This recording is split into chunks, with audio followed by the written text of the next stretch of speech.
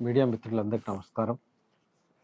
మరి ఈరోజు గ్రామ పంచాయతీకి జరుగుతున్నటువంటి ఎన్నికల్లో నరసింగాపురం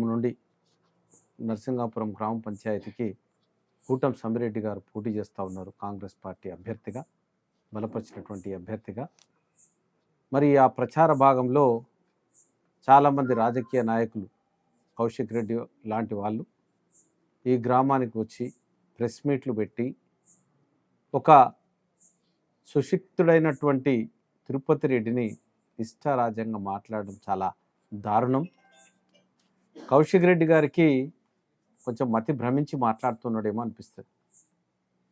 ఎందుకంటే రాజకీయాల్లో రాజకీయ అంశాలను మాట్లాడి, కాంగ్రెస్ పార్టీ మీద మాట్లాడి, కాంగ్రెస్ పార్టీ యొక్క పనుల మీద మాట్లాడి, దాని పనితనం మీద మాట్లాడి ఓట్లు అడగాలి. ఒక మనిషి యొక్క క్యారెక్టర్ని అసాసినేట్ చేయడం, లేకపోతే ఆయనను అంతు చూస్తా అని చెప్పడం, ఇది చాలా దారుణం. అంటే కౌశిక్ రెడ్డికి అలవాటు అయిపోయింది ఏది పడితే అది మాట్లాడడానికి. పిచ్చోడి చేతిలో రాయిలాగున్నది ఆయనకు. పిచ్చోడు ఏం చేస్తాడో తెలియదు. మరి ఈరోజు హుజురాబాద్ ప్రజలు, నియోజకవర్గ ప్రజలు నవ్వుకుంటా ఉన్నారు. ఈయన ఎక్కడ పోయినా ఒక నవ్వుల పాలు అయిపోయింది, ఒక ఎంటర్టైన్మెంట్ అయిపోయాడు. కాబట్టి కౌశిక్ రెడ్డి, ఆనాడు నువ్వే ఇక్కడున్నటువంటి రమేష్ను హత్య చేసిండు బాలరాజును అని చెప్తివి. ఆ హత్య చేసిన బాలరాజును కేసు రివోక్ చేయిస్తా అని ఆయన మీద ఉన్న రౌడీ షీట్ను రివోక్ చేయించింది నువ్వే. మళ్ళీ ఈరోజు ఆ అభ్యర్థిని ఇక్కడ నిల్చోబెట్టింది కూడా నువ్వే. అంటే నీ డబుల్ స్టాండర్డ్స్, నీ నేచరు, నీ బుర్ర తక్కువతనం అందరు ప్రజలు చూసి నవ్వుకుంటా ఉన్నారు. ఆనాడు పోయి బాలరాజు వాళ్ళ ఇంట్లో ఈయనను శిక్ష పడేటట్టు చేస్తారు, నేను కేసు రివోక్ చేయిస్తా అన్నావు. రీఓపెన్ చేయించింది పోయింది, హక్కున చేర్చుకున్నావు. అంటే నువ్వు హత్యలను ప్రేరేపిస్తున్నావు. అందుగురించే అందరి అంతు చూస్తా అంటే ఈయన అడ్డం పెట్టుకొని అంతు చూస్తావా? ఈయన హత్య చేసిండు కాబట్టి ఈయనతో నేను అందరిని హత్య చేస్తానని మాట్లాడతావా? మాట్లాడే ముందు తూచి మాట్లాడాలి. ఒక రాజకీయ నాయకుడిగా, ఒక ఎమ్మెల్యేగా బాధ్యతతో ఈ ప్రజలకు ఏం చేస్తే బాగుంటుందో అని మాట్లాడాలి. ఈ నియోజకవర్గంలో నేను ఎమ్మెల్యేగా ఉన్నా, నా నిధులతో ఏం చేస్తా, ప్రభుత్వంలో ఉన్న నిధులతో ఏం చేస్తా, ఒక ప్రతిపక్ష నాయకుడిగా ముఖ్యమంత్రి దగ్గరకు పోయి ఈ నియోజకవర్గాన్ని అభివృద్ధి చేస్తా అని మాట్లాడాలి. కానీ నీ అంతు చూస్తా చిటికలేస్తా అంటే బాలరాజు నంపినోడు నీ పక్కన ఉన్నాడు కాబట్టి నీకు ఆ ధైర్యం వస్తున్నట్టు. ఈ ప్రజలు కూడా నీ అంతు చూడడానికి వెయిట్ చేస్తారు. ఈరోజు కాకపోవచ్చు, మళ్ళీ 5 సంవత్సరాలకు ఎన్నికలు వస్తే ఎమ్మెల్యేవి. మరి అప్పుడు కూడా ఈ ప్రజలు నువ్వు అన్న ప్రతి మాటను, నువ్వు చెప్పిన ప్రతి మాటను నువ్వు వసూలు చేసినావని ఈరోజు ప్రతి ఒక్కరు అంటున్నారు. నీ బర్త్డేకు మెడికల్ షాప్స్లో వసూలు చేసింది, హాస్పిటల్స్ దగ్గర వసూలు చేసింది, హరిప్రసాద్ రెడ్డి దగ్గర డబ్బులు తీసుకున్నాయి, ఇవన్నీ చెప్తా ఉన్నారు. ఇదంతా కూడా నీ క్యారెక్టర్. కాబట్టి ఇవన్నీ మానుకో. ఎస్, ఓట్లు అడుగు, నేను చేసిన పనుల మీద అడుగు. ఎస్, కాంగ్రెస్ ప్రభుత్వం ఏమన్నా వైఫల్యాలు ఉంటే అవి చెప్పి అడుగు. ఇది బాగుంటుంది.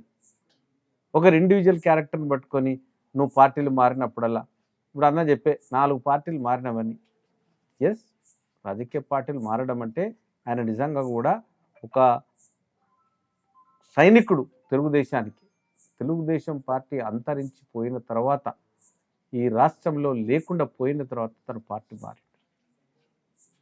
లేకపోతే ఆయన స్వప్రయోజనాల కోసం మారలే. ఒకే పార్టీని నమ్ముకున్నాడు, ఒకే నాయకుని దగ్గర ఉన్నాడు, స్వర్గీయ దామోదర్ రెడ్డి దగ్గర శిష్యునిగా చేసినాడు, ఎన్నో పార్టీలను అనుభవించినాడు, వాటన్నిటికీ న్యాయం చేసినాడు. కాబట్టి అటువంటి వాళ్ళ మీద నిందలు వేయడం తగదని నేను నీకు హితవు పలుకుతా ఉన్నా. ఇవన్నీ మానుకో. ఎస్, కాంగ్రెస్ పార్టీ ఇక్కడ ఏం చేసింది? 2023 డిసెంబర్ 9న ఉచిత బస్సు ప్రయాణం నుంచి మొదలు పెడితే 200 యూనిట్ల కరెంట్ ఇచ్చింది, గ్యాస్ సిలిండర్లకి సబ్సిడీ ఇచ్చింది. నిన్నగాక మొన్న మీరు 10 సంవత్సరాల్లో డబుల్ బెడ్రూమ్లు అన్నారు, కట్టియలే. ఇందిరమ్మ ఇల్లు ఈరోజు ప్రతి ఊరికి 40-50 ఇందిరమ్మ ఇల్లు ఇచ్చినాం. అవి ముగింపు దశకు వచ్చినాయి. ఈరోజు పేద ప్రజలకు 10 ఏళ్ళుగా రేషన్ కార్డులు ఇవ్వకపోగా కుటుంబ సభ్యులను నమోదు చేయలే. ఇది చేసింది. మరి ఈరోజు పేదోడు కడుపు నిండా అన్నం తింటుండంటే సన్న బియ్యం ఇచ్చింది.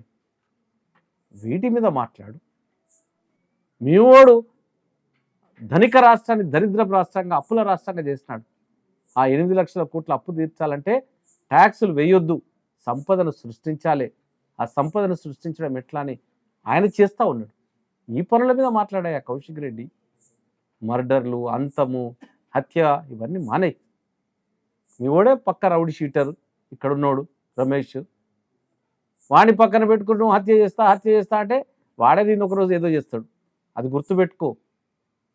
As you so you reap అని ఒక ఇంగ్లీష్లో ఒక సామెత ఉన్నది.